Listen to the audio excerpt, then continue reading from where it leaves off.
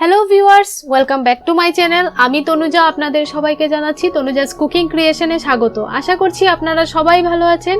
আজকে আপনাদেরকে মসুর ডাল দিয়ে ডিম রান্না করে দেখাবো। একদম ইউনিক স্টাইলে রান্না করব। আর পুরো ভিডিওটা দেখার আগে অনুরোধ করব নিচে সাবস্ক্রাইব লাল বাটনটি অন করে দিন আর পাশে থাকা বেল আইকনটিকে প্রেস করে দিন। তাহলে দেখবেন সমস্ত রকমের ভিডিওর আপডেট আপনাদের মোবাইলের নোটিফিকেশন চলে আসবে। তো চলুন রেসিপিটা শুরু করি। আর খুব সহজেই এই রেসিপিটা তৈরি করে নিতে পারবেন অল্প উপকরণ দিয়ে। তো চলুন শুরু করা যাক। এখানে চুলায় একটা ফ্রাই প্যান বসিয়ে দিয়েছি, 2 টিস্পুন দিয়ে দিলাম রিফাইন্ড অয়েল। এবার অল্প একটু নুন দিয়ে দিলাম। 3টে ডিম আমি সেদ্ধ করে নিয়েছি, নুন এবং হলুদ ভালো করে মেখে নিয়েছি। এবার চুলার আঁচটাকে মিডিয়ামে রেখে 2 থেকে 3 মিনিট নাড়াচাড়া করে ডিমগুলিকে ফ্রাই করে নেব। যতক্ষণ না পর্যন্ত গোল্ডেন কালার চলে আসছে ততক্ষণ নেড়ে যেতে হবে। আর তেলটাকে কিন্তু ভালোভাবে গরম করে তারপর ডিমগুলি অ্যাড করতে হবে। তো দেখুন ডিমগুলির মধ্যে খুব সুন্দর কালার চলে এসেছে। এবার আমি নামিয়ে নেব।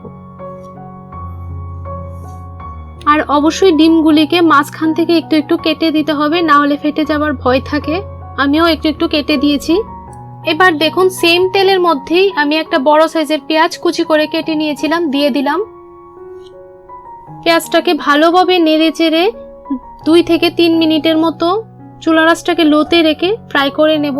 যতক্ষণ না পর্যন্ত পেঁয়াজটা সফট হচ্ছে ততক্ষণ নেড়ে যেতে হবে। তো দেখুন পেঁয়াজগুলিকে ভালোভাবে ভেঙে আমি ফ্রাই করে নিচ্ছি। এবার একটা তেজপাতা অ্যাড করে দিচ্ছি, মাঝখান থেকে আমি তেজপাতাটাকে কেটে দিয়ে দিলাম। আর যে কোনো রান্নার মধ্যে কিন্তু তেজপাতা অ্যাড করলে খুব ভালো একটা ফ্লেভার আসে। তো দেখুন ভালোভাবে নেড়ে মিশিয়ে নিয়েছি। এবার 1 টিস্পুন দিয়ে দিলাম আদা এবং রসুন বাটা, 1 টিস্পুন দিয়ে দিচ্ছি পেঁয়াজ বাটা। ভালোভাবে আদা, রসুন বাটা এবং পেঁয়াজ বাটাকে আমি নেড়ে ফ্রাই করে নেব। যতক্ষণ না পর্যন্ত ভালো একটা স্মেল চলে আসছে ততক্ষণ নেড়ে যেতে হবে। আর চুলার আঁচটাকে অবশ্যই লোতে রাখুন, না হলে মশলাটা পুড়ে যাবে। তো দেখুন ভালোভাবে আমি নেড়ে ফ্রাই করে নিয়েছি।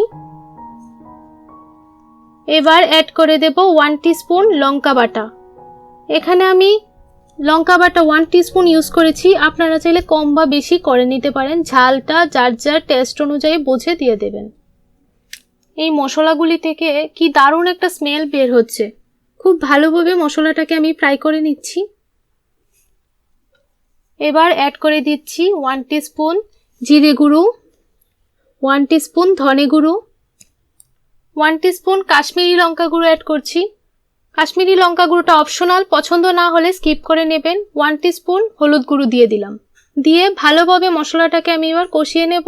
অল্প একটু জল দিয়ে দিলাম, না হলে মশলাটা পুড়ে যাবে। আর চুলার আঁচটাকে লোতে রেখে ভালোভাবে মশলাটাকে কষিয়ে নিচ্ছি। তো দেখুন মশলা থেকে তেল ছেড়ে দিয়েছে। এবার এখানে আমি 250 গ্রাম ডাল ভালোভাবে ধুয়ে ভিজিয়ে রেখেছিলাম 10 মিনিটের জন্য। ডালগুলি খুব ভালোভাবে ভিজে গেছে। এবার সবগুলি ডাল আমি অ্যাড করে দিলাম। এবার ডালগুলিকে মশলার সঙ্গে খুব ভালোভাবে মিশিয়ে নেব। আর 3 থেকে 4 মিনিট আমি মিডিয়ামে রেখে ভালোভাবে ভাজা ভাজা করে নেব। আর ডালগুলিকে কিন্তু অবশ্যই ভাজা ভাজা করতে হবে, তাহলে খেতে খুব টেস্ট হয়, রান্নাটার স্বাদ আরো বেড়ে যায়। তো দেখুন ভালোভাবে নেড়ে নিচ্ছি। আমার এই ভিডিওটা যদি আপনাদের কাছে ভালো লাগে তাহলে আমার ভিডিওটাতে একটা লাইক করতে ভুলবেন না। আর আপনার বন্ধুদের সঙ্গে অবশ্যই শেয়ার করবেন বেশি বেশি করে, তাহলে আমি আরো নিত্য নতুন রেসিপি তৈরি করার জন্য অনেক উৎসাহ এবং প্রেরণা পাবো।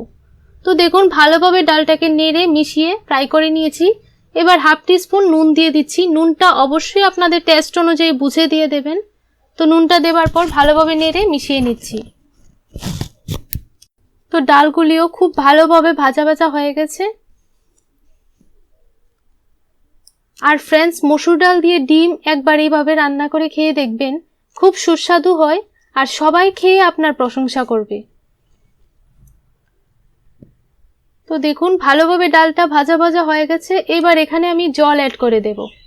এখানে 250 গ্রাম ডালের সঙ্গে 500 গ্রাম আমি জল অ্যাড করেছি।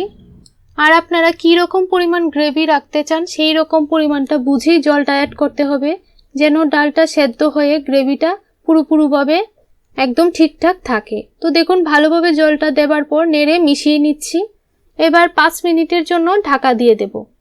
বেশিক্ষণ সময় রান্না করতে হবে না, কারণ ডালটাকে আমি ভালো করে ভিজিয়ে নিয়েছিলাম এবং ফ্রাই করে নিয়েছি। তো দেখুন চাপা ঢাকা দিয়ে দিলাম। 5 মিনিট পর এবার ঢাকনাটা তুলে চেক করে নেব। তো দেখুন ঝোলটার মধ্যে ভালোভাবে বলক চলে এসেছে।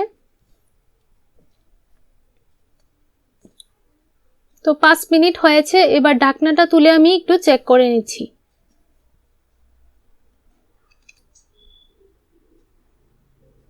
তো দেখুন খুব ভালোভাবে কিন্তু ডালটা সেদ্ধ হয়ে গেছে।